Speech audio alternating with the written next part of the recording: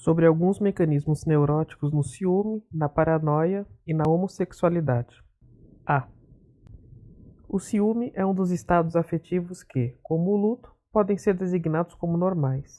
Quando parece estar ausente no caráter e na conduta de alguém, justifica-se concluir que sofreu uma forte repressão e, por isso, tem um papel tanto maior na vida psíquica inconsciente.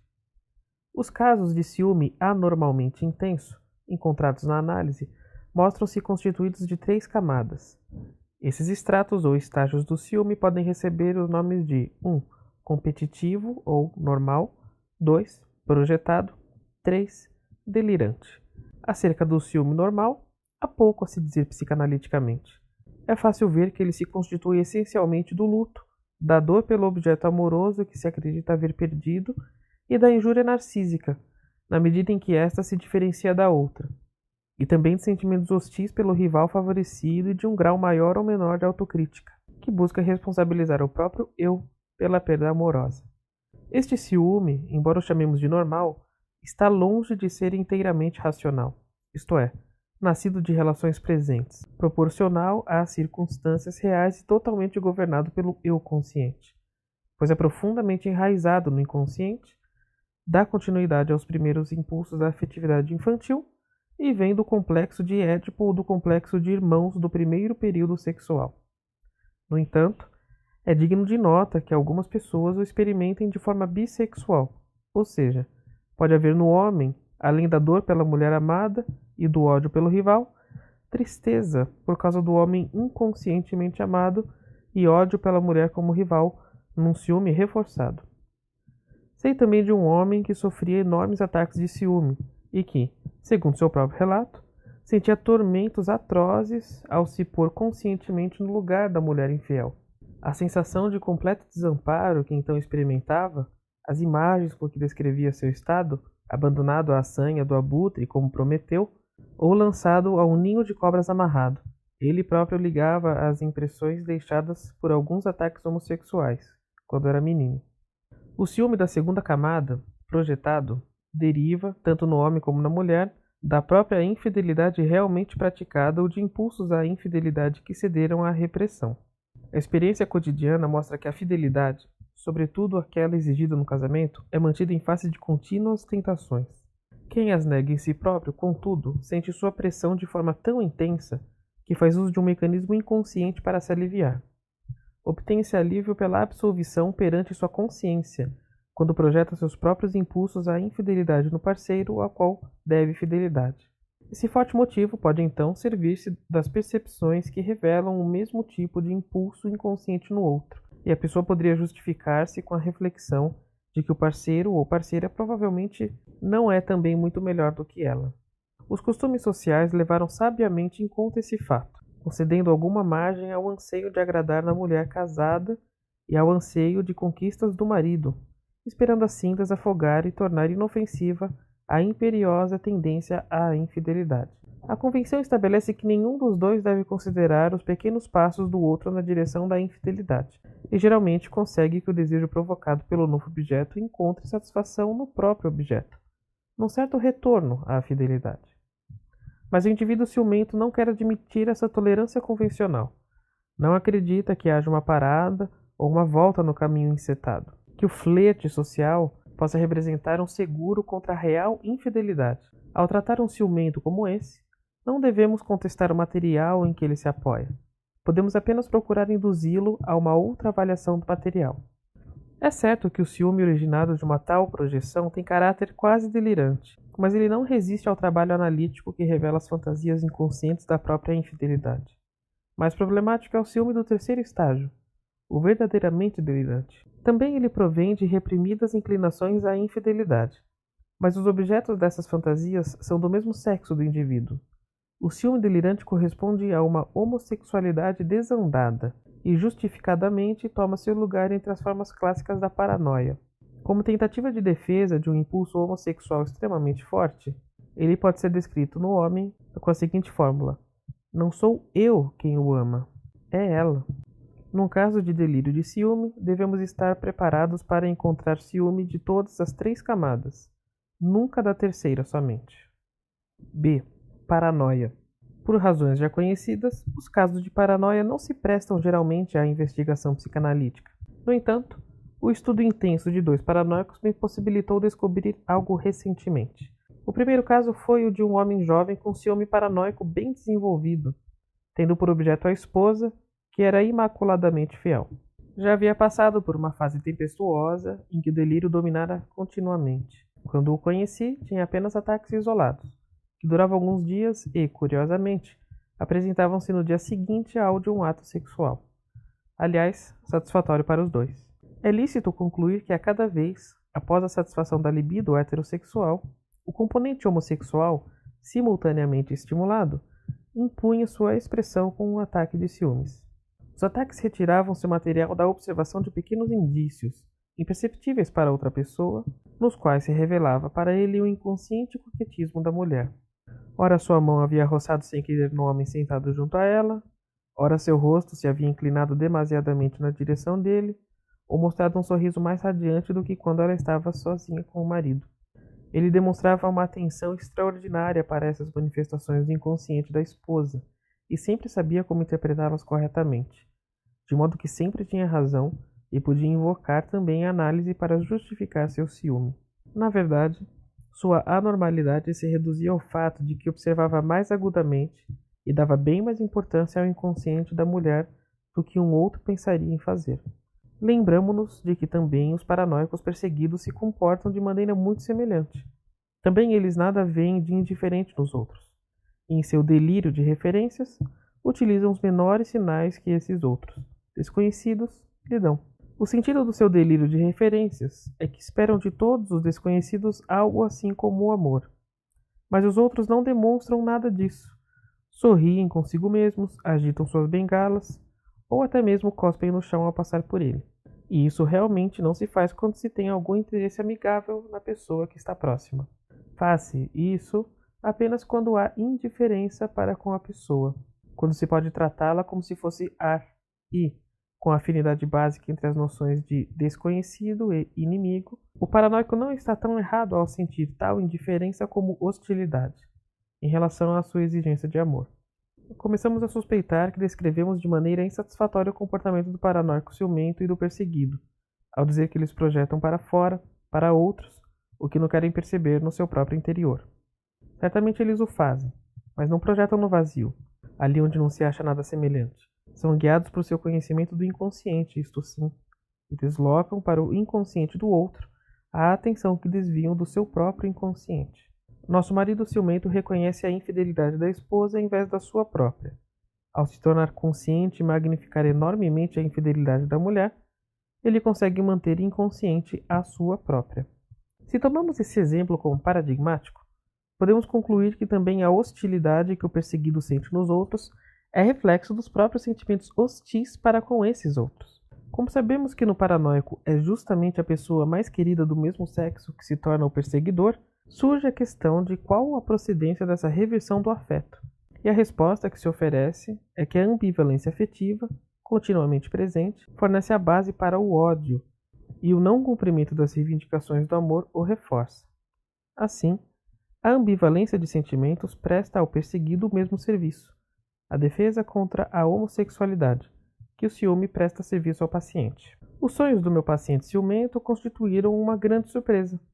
Não se apresentaram simultaneamente à irrupção do ataque de ciúme, mas ainda na vigência do delírio, e eram, no entanto, completamente livres de delírio, e deixavam perceber os impulsos homossexuais subjacentes com disfarce não maior que o habitual. Como tinha pouca experiência com sonhos de paranoicos, tendia a supor que, de modo geral, a paranoia não penetra no sonho.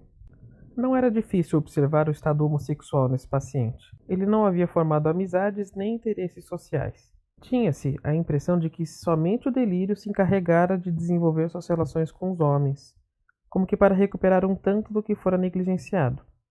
A pouca importância do pai em sua família e um vergonhoso trauma homossexual na infância haviam se combinado para reprimir sua homossexualidade e obstruir-lhe a via da sublimação.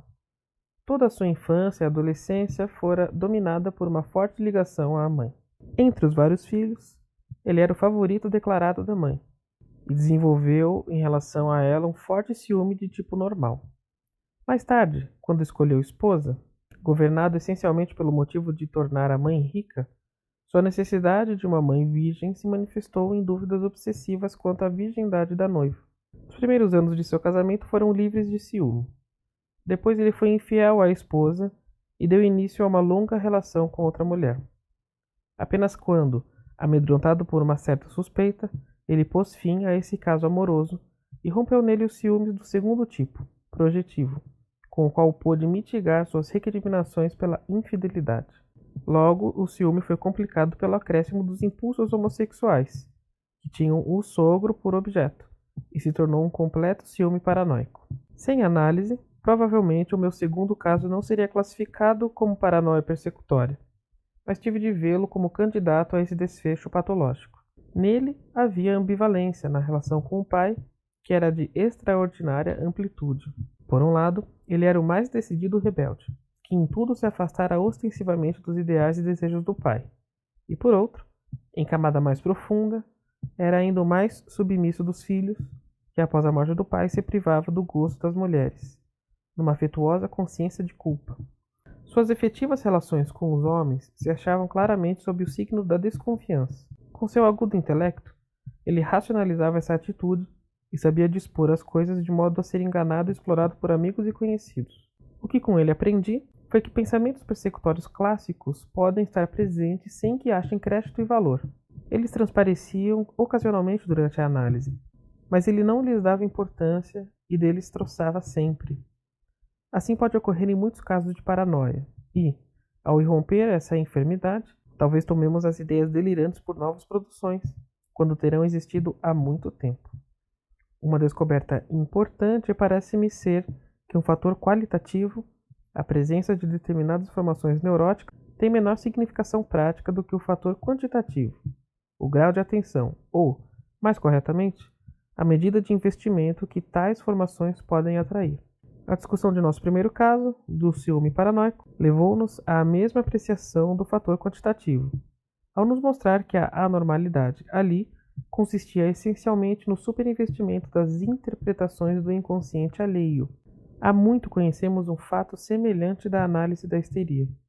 As fantasias patogênicas, derivativos de impulsos instintuais reprimidos, são toleradas longamente junto à vida psíquica normal, e não produzem efeito patogênico até que, por uma reviravolta da economia libidinal, recebem um superinvestimento. Só então eclode o conflito que leva à formação de sintoma.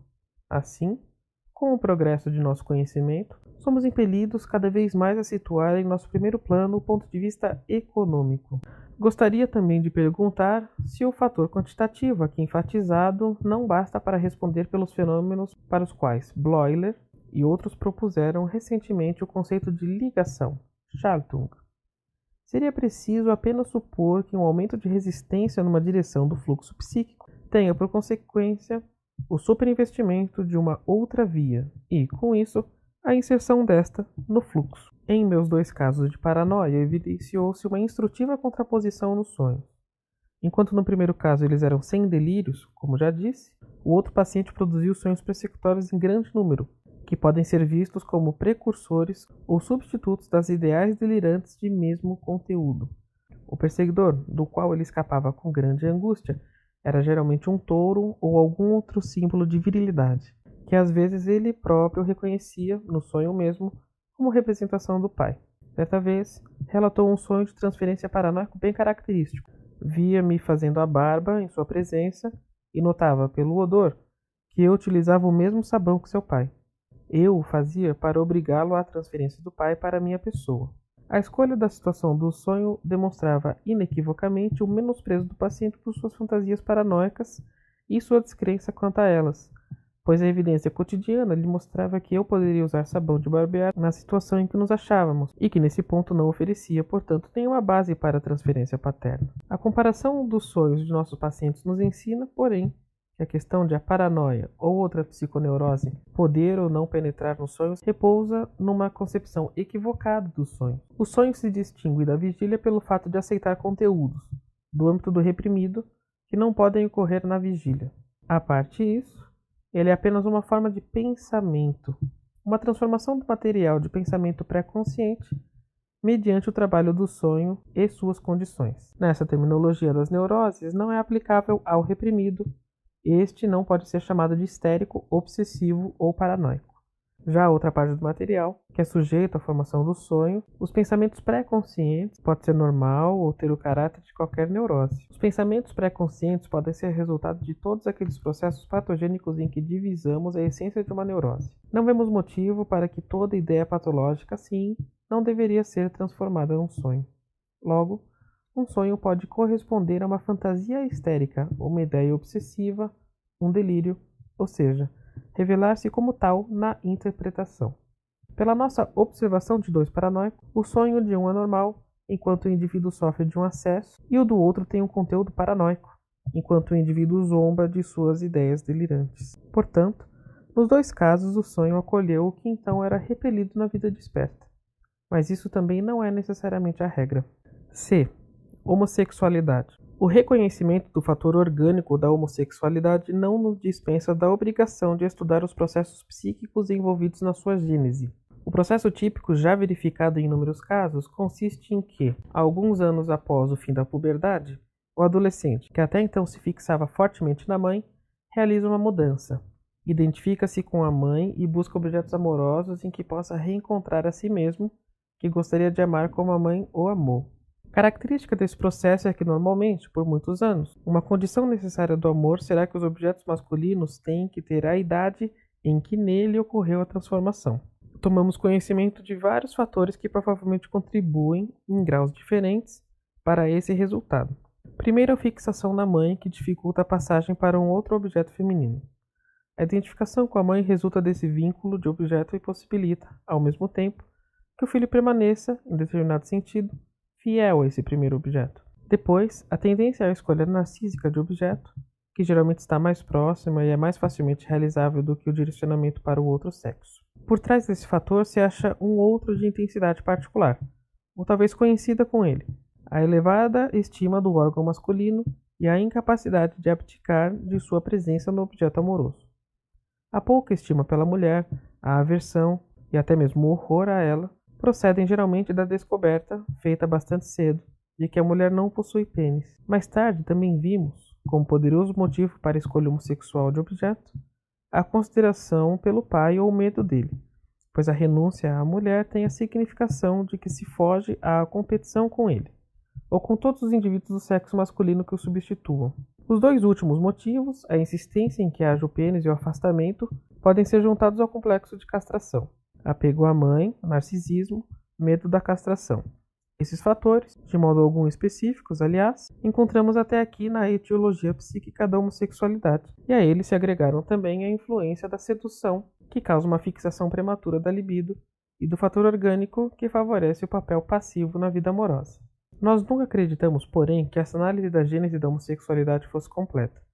Hoje eu posso indicar um novo mecanismo que leva à escolha homossexual de objeto, embora não consiga dizer até onde vai seu papel na configuração da homossexualidade extrema, manifesta e exclusiva.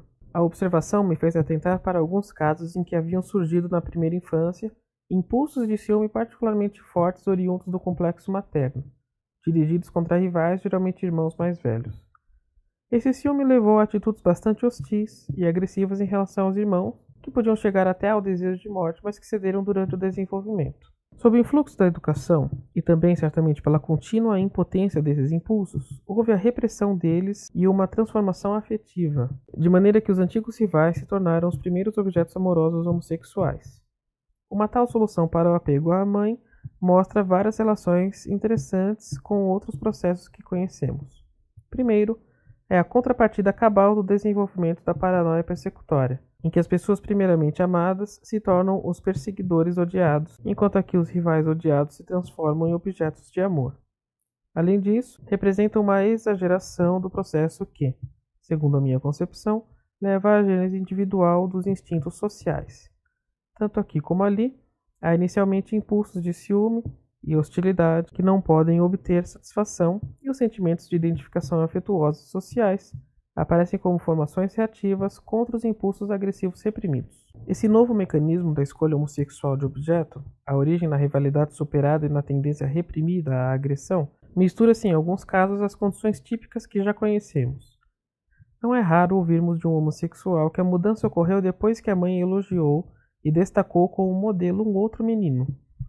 Assim foi estimulada a tendência à escolha narcísica de objeto e, após uma breve fase de ciúme intenso, o rival se tornou objeto de amor. Fora isso, no entanto, o novo mecanismo se distingue pelo fato de nele a transformação acontecer num período bem anterior e a identificação com a mãe passar para segundo plano. E também, nos casos por mim observados, ele levou apenas a posturas homossexuais que não excluíam a heterossexualidade e não envolviam horror à mulher.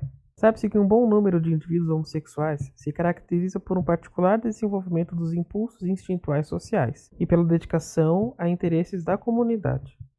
Somos tentados a oferecer a seguinte explicação teórica para isso. Um homem que vê possíveis objetos amorosos em outros homens se comportará, em relação à comunidade dos homens, diferentemente de outro que enxerga nos homens, antes de tudo, rivais no tocante à mulher.